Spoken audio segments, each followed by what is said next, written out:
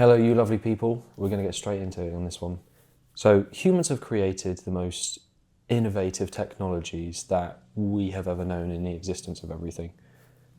And yet we've somehow made some of them so accessible that a vast majority of people in the countries that you might be listening to this from have all got one in their pockets.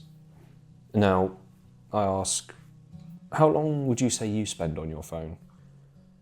How long would you be on social medias or watching Netflix or any of the other streaming services that there are now?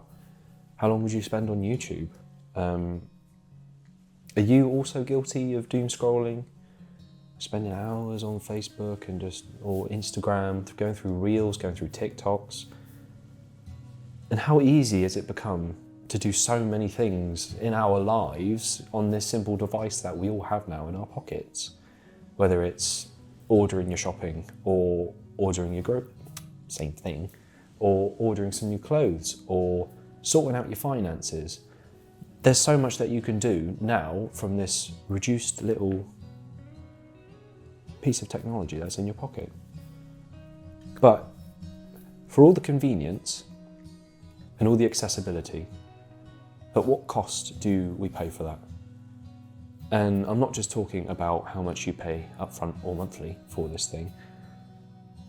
At the moment, we're living in an age of distraction, and I'm wondering what extent have these technologies been optimized to not only keep us on our devices, but to keep us coming back to them as well. So these are some of the things that I've been thinking recently. I've always considered myself to have a healthy suspicion of social medias and media consumption, such as, do we know when we're being sold to? Do these people really have our best interests at heart? And what is it that they might be gaining at our expense? It got to the point just before Christmas where I could tell I was spending more time on my phone, I was scrolling, Reels were more accessible, everything that I was seeing was what I wanted to be seeing or what had been tailored to my personality. So it became more of an appealing incentive to go on my phone, use social medias, check on different things, message my mates, send loads of different stuff. And I just thought, I don't want to do this anymore. I don't want to do this anymore. Like, there are so many things that I want to be doing, and of late my time has been taken up a lot more. So that spare time, those moments in between the things that I'm doing, and overall my time has become a more finite resource. And so I've held on to that, and that's been precious to me. And I could see the time being spent consuming media, watching stuff, and a lot of it was bullshit. It was just entertainment for entertainment's sakes. So I thought, you know what, let's have a little go at something. Let's try something. I felt like my time was being almost stolen or wasted, and that I was being fed more and more content, and the more content that I consumed, the more that someone somewhere was doing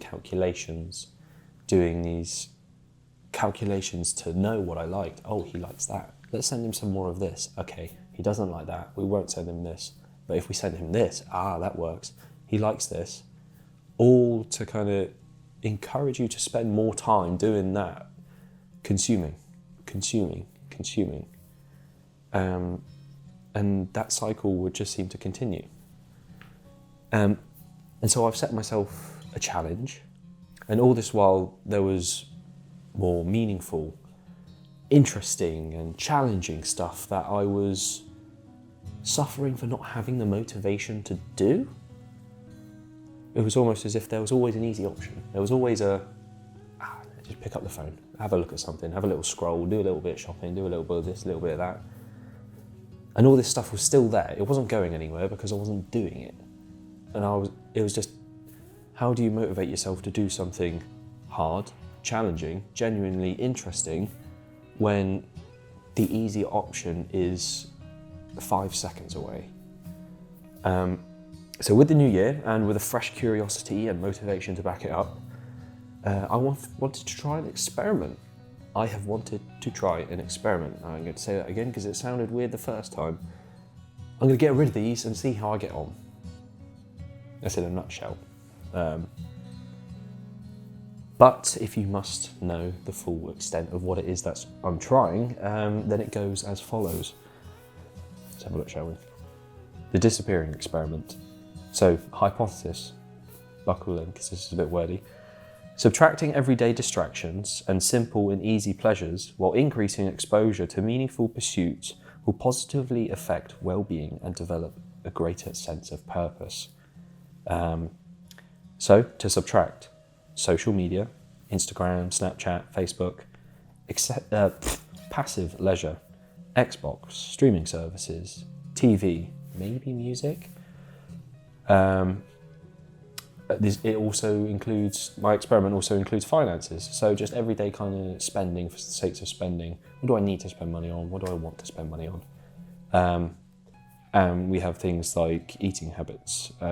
So excess or unhealthy stuff, or don't go out drinking all the time if you don't need to. So a couple of things to note in that. One, passive leisure. What is passive leisure? Passive leisure is the opposite to active leisure. Passive leisure means that you are doing, but not necessarily gaining. It is still a form of consumption where you're taking in, but not really giving out.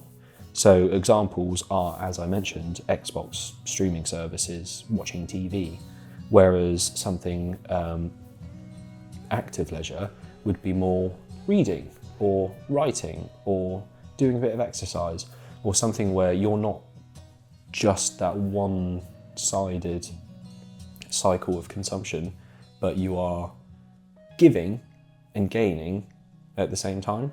So reading, you're learning, you're creating, but you're also making that effort to read.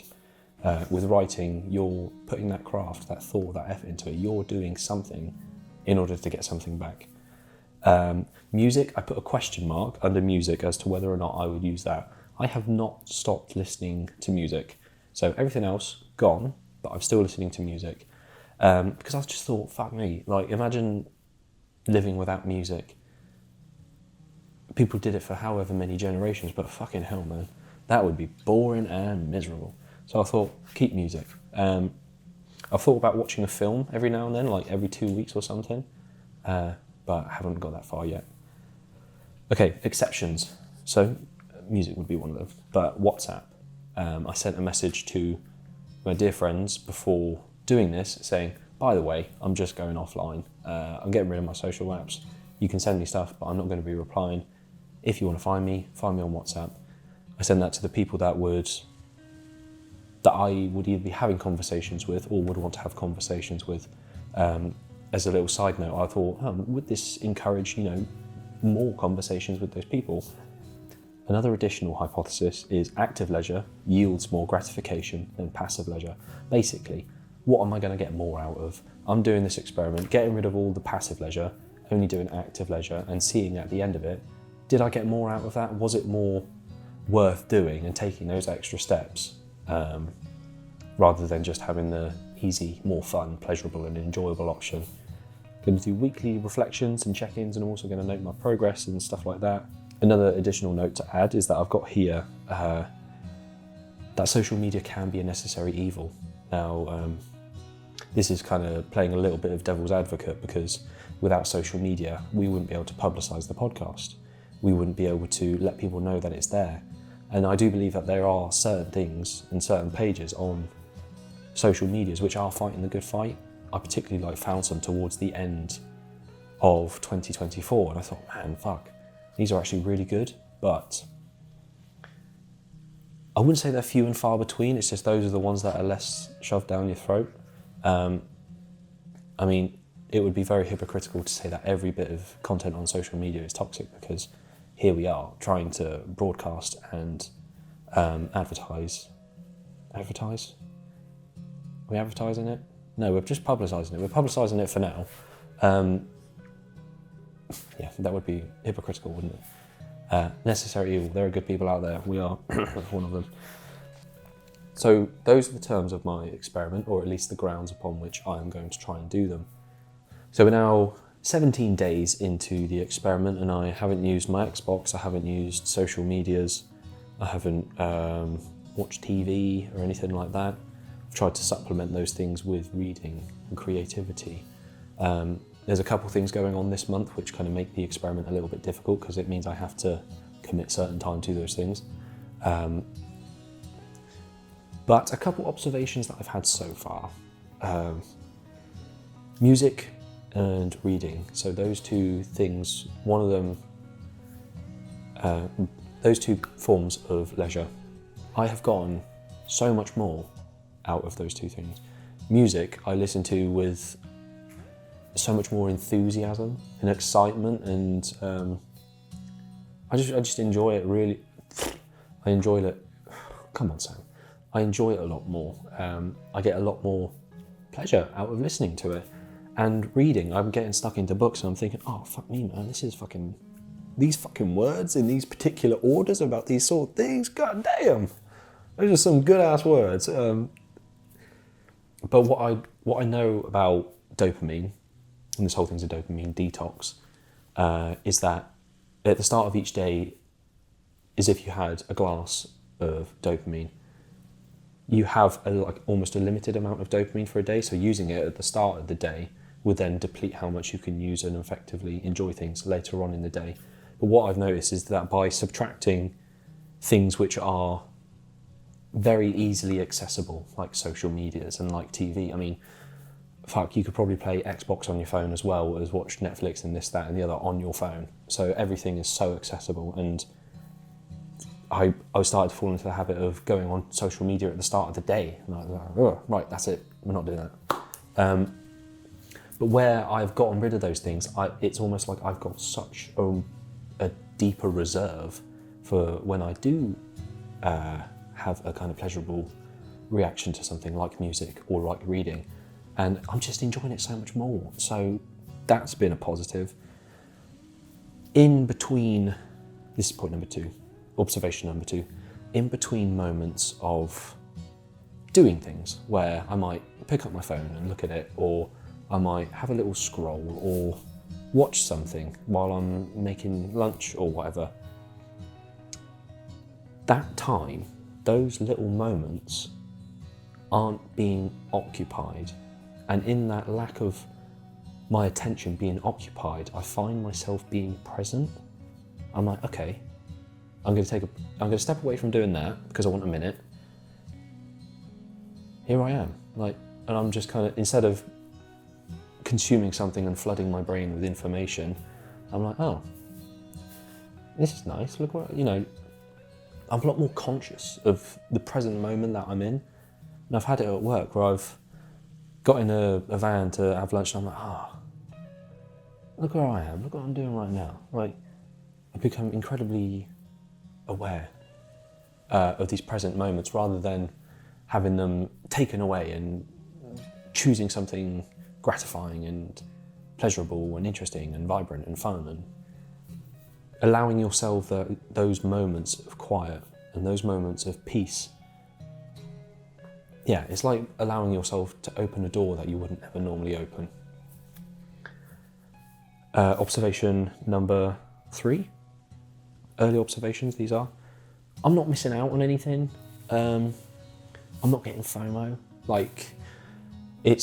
I haven't deleted my social medias, but I've still got them. But there have been times where I need to refer back to a date, or I do something for the podcast Instagram, and by the way, we've got Instagram, go follow us on there.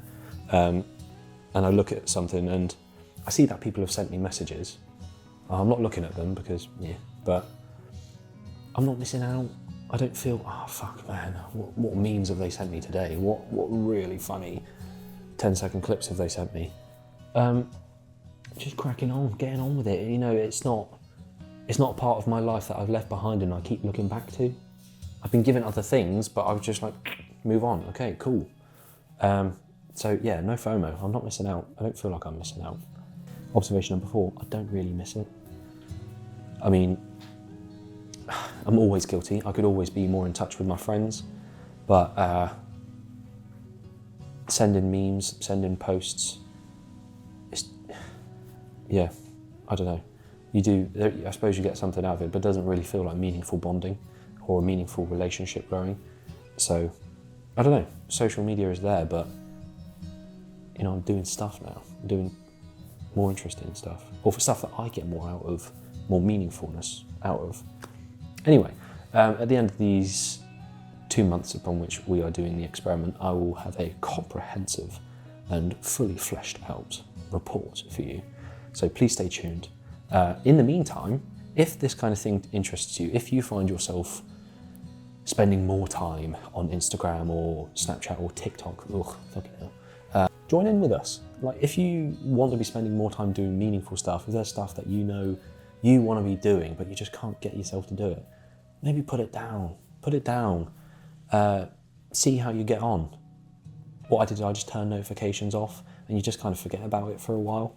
But what would be amazing is if you were interested and did want to take part in this episode, in this experiment, get involved and let us know how you get on, because it's all well and good having one person's perspective, but if we can